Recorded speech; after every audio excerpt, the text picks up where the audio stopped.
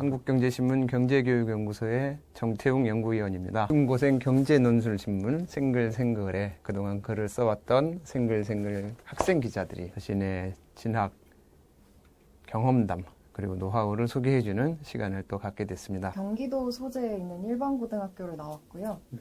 서울국제고등학교를 다녔고, 저를 비롯한 국제반 학생들은 비교과 활동에서 되게 열심히 했거든요. 내신보다도 비교과 활동을 조금 더 치중을 주고 열심히 했어가지고 소논문 대회나 아니면 창업 대회나 이런 거에 되게 엄청 활발하게 참가했었어요. 세부능력 특기사항에 가능한 한 다양한 과목들을 경제 관점에서 바라보려고 많이 노력을 했거든요. 테셋 같은 자격증도 땄었고 생글생글 활동도 열심히 했고 중학교 때부터 한국경제신문 구독을 했어서 집에 가서는 따로 복습하지 않아도 내가 부족한 과목을 더 할 수 있게끔 시간 관리에 되게 초점을 뒀던 것 같아요. 경제에서는 수행평가로 창업해서 창업 아이디어를 내서 그거에 대해서 보고서 쓰고 발표하는 그런 것도 했었어요. 동생 관계에 초점을 둬서 자기소개서를 작성했던 것 같아요. 경제가 얼마나 좋아하는 학생인지에 대해 쓰는 거에 초점을 많이 맞췄던 것 같아요. 공부 열심히 했다고 그랬는데 하루 수면 시간은 어느 정도였어요? 저는 내신 공부 준비 기간에는 새벽 3시부터 7시까지 4시간 정도 자고 했던 것 같고 평소에는 2시부터 7시 정도 5시간? 5시간? 네. 5시간 자다가 시험 기간엔 4시간 잤다 이런 네. 얘기네요. 김상우 생글이는? 저희가 자습이 끝나고 11시에 기숙사로 돌아오는데 그러면은 한 11시부터 새벽 1시 정도까지 친구랑 놀다가 1시부터 7시 정도까지 잤던 것 같아요. 그럼 6시간은 잔 거네요? 네, 막 자습 시간에 자고 수업 시간에 잔 거 빼고. 우리 김상우 생글이는 상당히 이 천재성이 있나 봐요. 수업 시간에도 자고 뭐 많이 자는데도 그런 거를 할 수 있다고. 그리고 아까 말씀하시기에는 수업 시간에도 뭐 졸리면 잤다고 얘기했던 것 같은데 맞지 않아요? 졸리면 잘 수밖에 없더라고요. 아무래도 영어로 수업을 진행하면 잘 안 들리는 때도 있을 거예요. 그럴 때는 뭐 잠깐 잠이 오기도 할 것 같아요. 근데 그럴 때 많이 자죠. 근데 모든 과목을 영어로 진행했나요? 원래 제가 알기로는 대부분의 과목들이 이제 국어나 한국사 같은 걸 빼면은 영어로 수업을 하고 영어로 이제 시험이 나와야 되는 걸로 알고 있는데 아무래도 선생님 분들께서 한국 분이시다 보니까 영어로 다 수업을 못 하시고 대부분 한국말로 하시고 영어 표현들을 알려주셔서 시험에는 이제 영어랑 한국어가 같이 나오는 그런 식의 형태로 진행이 되더라고요. 그리고 원어민 선생님들이 오실 수 있는 수업 같은 경우에는 예를 들어 과학이나 수학이나 영어나 경제나 인문지리나 이런 과목들에 대해서는 뭐 외국인 선생님 오셔서 영어로 같이 수업을 해주시고 그런 식으로 진행했던 것 같아요. 영어 과목뿐만이 아니라 과학이라든가 뭐 사회나 이런 과목들도 원어민 선생님이 진행을 하는 경우가 있다 이거군요. 네, 그런 경우도 있어요. 예. 한국말로 해도 어려울 텐데 어떻게 영어로 공부를 할 수 있는지 모르겠네요. 그럼 이제 수능 공부는 따로 안 했다 그랬죠? 네, 수능 공부는 하나도 안 했어요. 그러면 이제 학교에서 이제 해외 대학 진학에 대비해서 SAT 공부는 좀 했었나요? SAT 공부를 학교에서 막 체계적으로 시켜주진 않는 편이어서 저는 개인적으로 공부했던 것 같아요. 그러면은 학교에서는 주로 내신 위주로 공부를 하게 되는 거군요. 네, 아무래도 그렇게 됐던. 내신 위주로 하고 수능은 일단 도전하지 않지만 미국 대학 도전을 위해서 미국 수능인 SAT는 개인적으로 좀 공부를 했던 거네요. 우리 백내년생들은 어땠어요? 내신 공부랑 수능 공부는 조금 달랐던 것 같은데. 저는 시험 1달 전부터 내신 공부를 하고 그 외에는 대부분 수업 시간에 거의 복습을 끝내놔서 나머지 그 외적인 날에는 수능 공부를 주로 했던 것 같아요. 고1 때부터 시작을 했었어요. 그렇군요. 근데 제가 사실은 좀 올드해서 잘 모르겠는데 내신하고 수능하고 많이 다른가요? 우리는 그냥 학교 다닐 때 내신 공부 열심히 하다가 나중에 그걸로 그냥 수능 보고 수능은 아니 저는 뭐 수능 세대는 아닙니다만 그렇게 했던 것 같은데 그렇게 다른가요? 내신하고 수능이? 저는 사실 크게 차이를 못 느꼈던 것 같아요. 그래요. 내신 공부를 조금 정확하게 기본에 착실하게 공부를 하면 그거가 응용돼서 나오는 게 수능이기 때문에 그 응용되는 과정만 조금 집중을 하면 별로 어렵지 않았던 것 같아요. 근데 이제 수능 조금 다른 부분이 뭐냐면 이제 일단 수시로 가긴 하겠지만 수능 최저라고 하는 게 있으니까 수능 최저 있었죠. 네. 그 수능 최저를 맞추기 위해서 좀 전략적으로 뭐 예를 들어 내가 국어를 못한다는 국어를 포기하고 수학이랑 탐구 과목에서 좀 좋은 등급을 받겠다. 뭐 이런 식으로 수능 전략을 다르게 가져가는 경우도 있다고 그러더라고요. 그렇게도 할 수 있나요? 실제로 제 주위에서 이제 많은 친구들이 수학을 포기했었고 국어를 포기하는 친구들도 많았던 것 같아요. 그렇군요. 그러면은 이제 수능 최저가 보통 뭐 세 과목 합쳐서 뭐 5등급이라든가 뭐 이런 식이면 수학은 포기하고 국어랑 탐구랑 네. 탐구 두 과목 각각 이렇게 해서 뭐 5등급을 맞춘다든가 그렇게도 할 수 있었다 이런 얘기죠. 네. 제가 볼 땐 별로 바람직하지 않은 제도인 것 같긴 한데 어쨌든 뭐 내신 공부를 열심히 했으니까 수능도 잘 나왔겠죠. 근데 이제 우리 교육 과정이 이제 많이 바뀌어서 앞으로 2023년도가 되면 이제 자기소개서라든가 이런 것도 뭐 별로 활용을 못하게 지금 되는 걸로 되어 있던데 결국엔 그러다 보면은 이제 교육 과정 내에서 교과 과정 내에서 또 교과 과정이 아니더라도 학교가 주관하고 있는 뭐 주요 동아리 활동이나 봉사 활동이나 뭐 이런 것들이 좀 중요시하게 될 것 같은데 학교 내에서 하는 그런 교과와 창의 체험과 동아리랑 봉사 어쨌든 학교가 주관하는 그런 행사들을 좀 잘하기 위해서 뭐 특별한 무슨 노하우 같은 게 있을까요?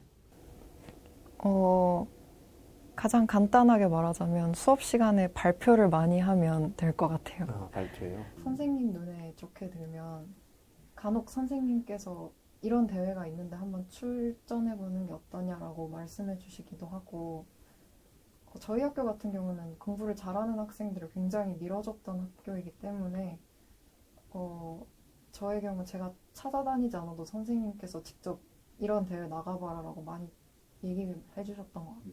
그럼 수업 시간에 발표는 좀 많이 했었나요? 네, 심하게 많이 했었어요. 어떤 걸 발표를 하는 거예요? 저희 학교 같은 경우는 영어를 교과서보다 부교재를 많이 썼었는데 그 부교재를 스스로 분석해서 직접 수업하는 걸 했었어요. 부교재를 분석해서 수업을 할 때 자기가 분석했던 내용을 발표를 많이 했던 네. 그런 얘기군요. 그렇고. 김상우 선생님은 어땠어요? 수업 시간에 좀 적극적으로 발표를 하고 그랬었나요?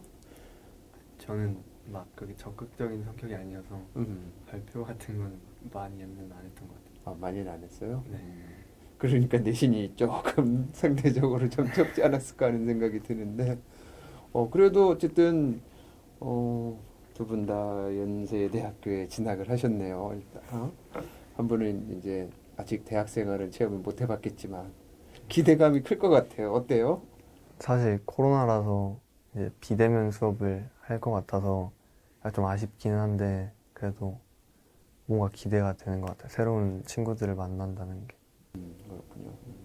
근데 국제학부는 이제 국제고랑 비슷하게 뭐 국제 전문 인력을 기른다 하는 내용이어서 이제 그 내에서도 이제 다양한 전공으로 갈라지긴 할 거예요. 근데 이제 아무래도 국제 감각이 중요할 것 같긴 한데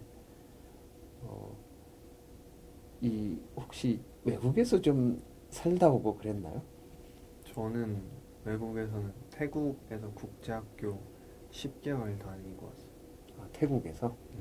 어떻게 부모님이랑 같이 부모님께서 거기 뭐 가셔서 일을 하시거나 뭐 그래야 하는 상황이었나 보죠? 아니 그게 아니고 제가 워낙에 초등학교 때 영어를 못 해가지고 제가 영어가 잘해지고 싶어서 태국에 있는 국제학교에 사촌 형이 다니고 있었어가지고 부모님은 한국에서 계시고 저는 혼자 가서 한국인 커뮤니티에서 이렇게 기숙하면서 학교에 이렇게 다녔었어요.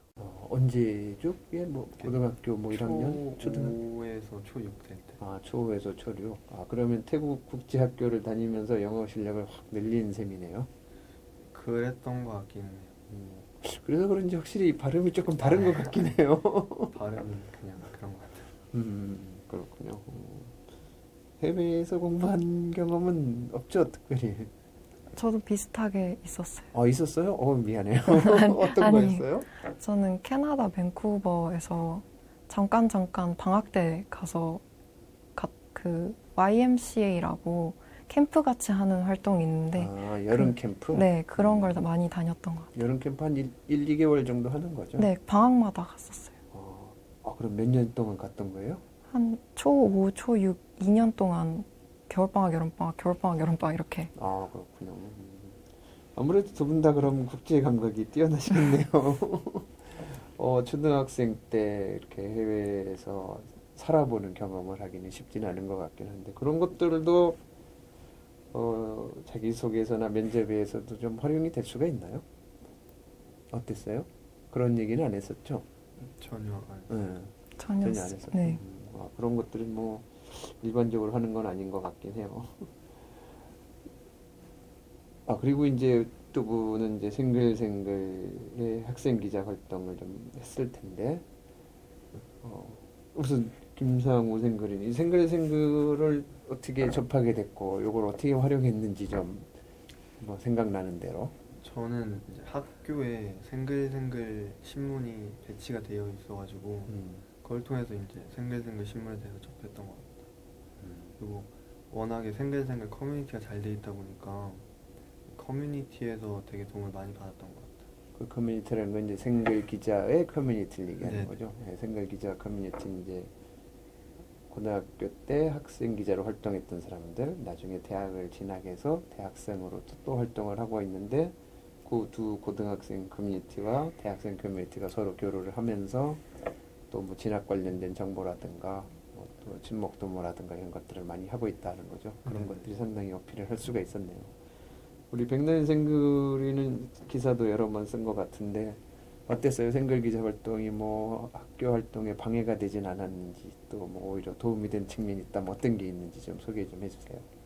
오히려 되게 많이 도움이 됐던 것 같아요. 특히 이제 기사거리를 쓰는 것 자체가 제가 글 쓰는 걸 워낙 좋아했어가지고 별로 약간 공부하다가 휴식처럼 썼던 것 같고 저도 마찬가지로 커뮤니티 덕분에 이제 경제학부 선배들한테 어떤 방향을 잡아야 되는지 자소서나 면접 이런 부분에서 어디를 강조하면 좋은지 이런 팁을 좀 받았던 것 같아요.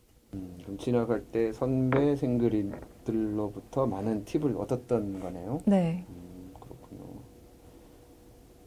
그러면은 이제 앞으로 후배들한테도 자기가 받은 것만큼 돌려줘야 될 것 같은데. 그렇죠. 왜 후배들한테 내가 경험을 해보니 우리 후배 생글이들은 이런 부분에 있어서 좀 신경 써줬으면 좋겠다는 그런 게 있나요? 먼저 얘기 좀 해보세요. 생글생글 활동에서요? 뭐 꼭 생글 활동이 아니더라도 뭐 교과 활동이 됐든 비교과 활동이 됐든 나의 고등학교 3년을 돌아보니 이렇더라 하는 그런 게 있다면 항상 준비된 자세를 가졌으면 좋겠어요. 내가 예를 들어 아까 그러니까 수능 최저도 마찬가지로 기회주의적인 태도를 가지고 있으면 오히려 나중에 다가오는 기회를 발로 뻥 차버리는 경우가 많더라고요. 그래서 자기가 내신 등급이 안 나온다고 해도 수시를 포기하지 말고 끝까지 준비하시고 항상 어떤 기회든 다 받아들이겠다는 태도로 삶에 임하셨으면 좋겠어요. 좋은 얘기네요. 어때요 우리 김상우 생글이? 저는 제 경험상 자기가 좋아하는 걸 깊게 파는 것도 대입에 어느 정도 도움이 될 수 있다고 생각은 하고요. 그래도 내신은 중요한 것 같아요. 왜냐면 더 좋은 대학에 가려면 제가 간 것보다 더 좋은 대학에 가려면 내신들이 필요한 것 같아서 내신이 확실히 필요한 것 같아요.